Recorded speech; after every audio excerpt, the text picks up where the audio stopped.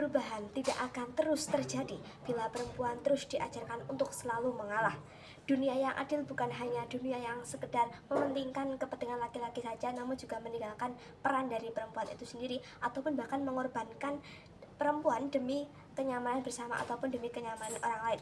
Dunia yang adil atau dunia yang sejatinya adalah dunia yang mampu mendukung perempuan untuk bebas memilih jalannya sendiri, bahkan sekalipun jika jalan tersebut dianggap sebagai jalan yang egois.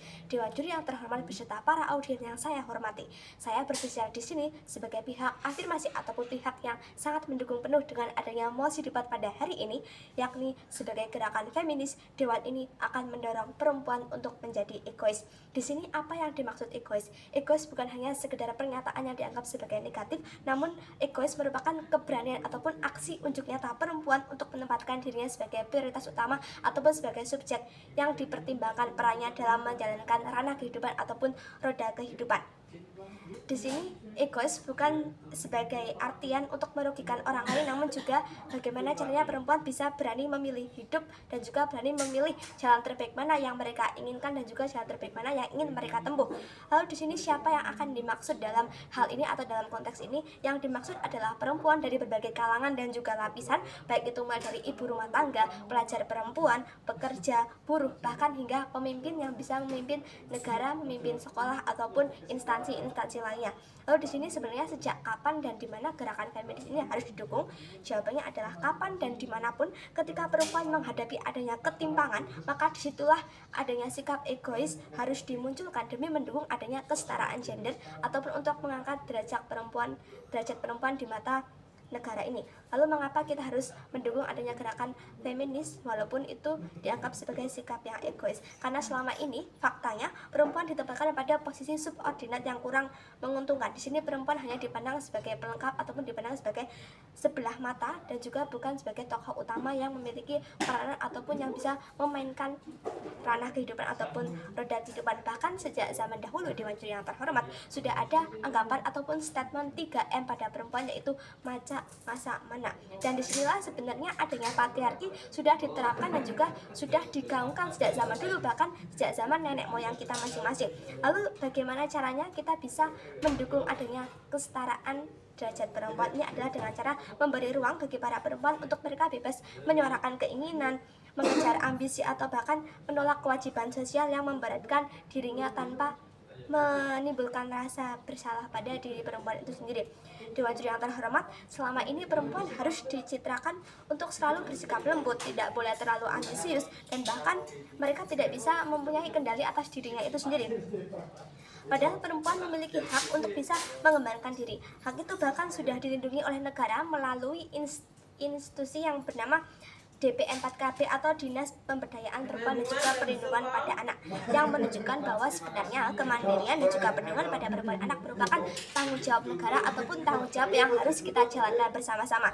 Di sini ada beberapa argumen ataupun pernyataan pendapat yang ingin saya tegaskan kembali untuk mendukung adanya mosi debat pada hari ini, yakni yang pertama, egois dalam konteks ini adalah bentuk perlawanan kaum wanita di masyarakat. Perempuan seringkali merasa bersalah untuk mereka memilih karir, lalu ketika mereka tidak ingin menikah muda atau bahkan ketika ia tidak bisa memenuhi ekspektasi dari keluarganya itu sendiri. Dengan bersikap egois, sebenarnya perempuan sedang belajar bagaimana caranya mengenal dirinya sendiri dan juga bagaimana tahapan untuk aware dan juga mencintai dirinya sendiri, serta mereka bisa memilih jalan apa yang harus ia tempuh dan juga jalan terbaik mana yang harus ia jalankan untuk kehidupannya, bukan sekedar mengikuti arus ataupun untuk memenuhi tuntutan saja. Lalu yang kedua, menjunjung prinsip utama feminis merupakan aksi nyata untuk kesetaraan. Feminis bukan hanya soal membela perempuan, tapi soal bagaimana caranya membangun dunia yang adil untuk semua gender. Ketika lelaki saja bebas untuk mengejar ambisi dan juga mereka tidak dihakimi, maka sejatinya perempuan juga memiliki hak yang sama. Egois merupakan langkah untuk menyetarakan posisi agar perempuan tidak dianggap sebagai sebelah mata, agar perempuan tidak dianggap sebagai pelengkap dalam kehidupan saja. Lalu yang ketiga, posisi perempuan selama ini dianggap lemah, terutama pada konstruksi sosial. Budaya mengajarkan perempuan untuk menjadi penurut dan selalu menjadi penyabar. Maka dorongan untuk bersikap egois sebenarnya adalah pengembalian kekuasaan atas diri perempuan itu sendiri.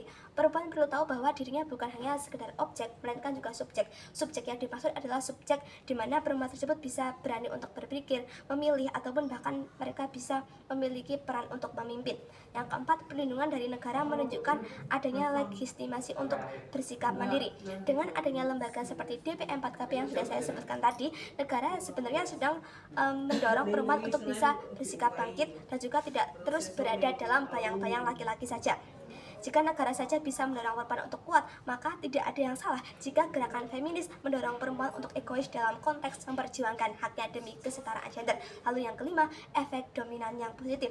Dengan adanya perempuan yang berani berkata tidak pada segala hal yang tidak ingin ia kehendaki ataupun tidak ingin ia pilih, sebenarnya akan menularkan keberanian untuk generasi-generasi setelahnya. Anak perempuan tidak lagi melihat pengorbanan sebagai satu-satunya nilai mulia, tapi juga sebagai bentuk perjuangan, kemandirian, dan juga bahkan keberanian untuk bisa memilih. Di sini akan saya tegaskan dan ibaratkan bahwa perempuan bukan sebagai embun yang menguap begitu pagi datang.